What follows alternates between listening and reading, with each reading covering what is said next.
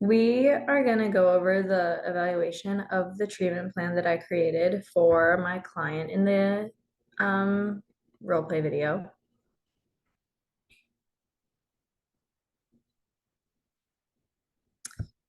The problem that my client identified in their evaluation was pretty specifically feelings of anxiety in regards to their like workday or workplace kind of success. They specifically identified that after their mother had passed, that they felt kind of some pressure to continue making their mother proud or to continue succeeding in their career. And those feelings of anxiety had just kind of compounded to where it was impacting kind of their work life balance and how they felt outside of work and preparing for work.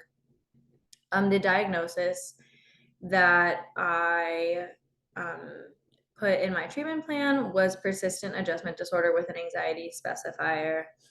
The goals that I had for the client in the treatment plan were that the client will decrease feelings of anxiety in regards to career success, and the client will also increase use of coping skills to manage emotional responses to their mother's passing.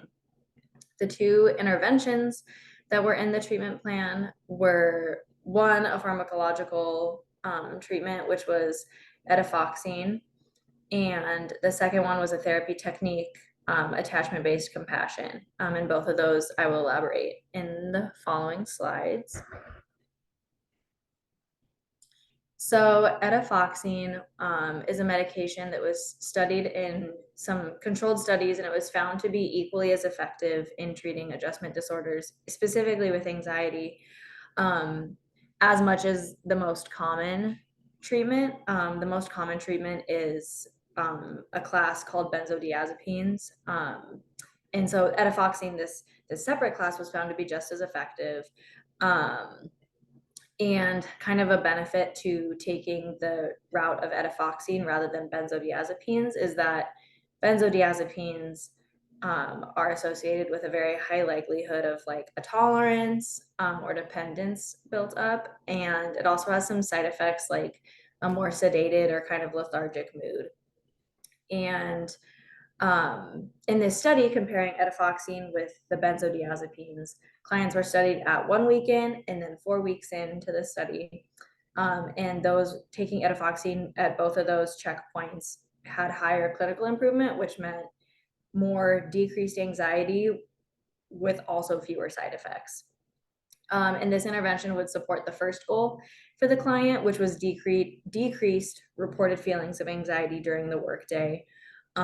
This could also potentially alleviate the client identified problem, which was the severe symptoms of anxiety that were impacting her career or work-life balance. The second intervention that was in the treatment plan was attachment-based compassion. So attachment-based compassion model techniques are a technique in therapy that is done in tandem with, they call it treatment as usual. It's kind of more traditional therapy or treatment methods such as medication, CBT, DBT. But specifically, this attachment-based compassion model is done in tandem with those other, again, more common treatments. And it really emphasizes clients focusing on how they speak to and about themselves and kind of that self-compassion and kindness to their own situations or whatever the client is going through. In a controlled study that compared clients that only received the treatment as usual versus clients that also received this attachment-based compassion in partnership with CBT or some of those more traditional treatments, those that also received attachment-based compassion model techniques had lower reported levels of affective distress.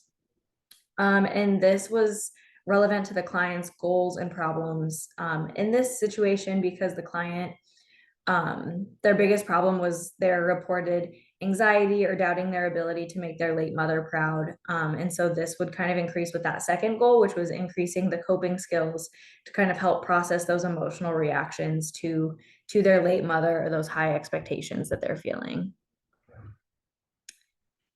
And then as far as how I would explain this to the client from a psychoeducational perspective, explain the two treatments, I would explain etifoxine as being a studied medication comparable and equally effective to the most common classification used for the same diagnosis. Those drugs are called benzodiazepines. However, etifoxine has far less side effects, such as possible dependency or impacted mood. And attachment-based compassion technique is the second intervention. And this is kind of more of a newer wave of therapy, but it is still studied and effective, found to be effective. And it's a therapy technique done in partnership with the more traditional techniques, such as CBT, if you've done that before, or medication, kind of like I mentioned above. But it really adds an emphasis in increasing very kind and compassionate self-talk in lieu of kind of a more harsher judgment on your own behavior or thoughts.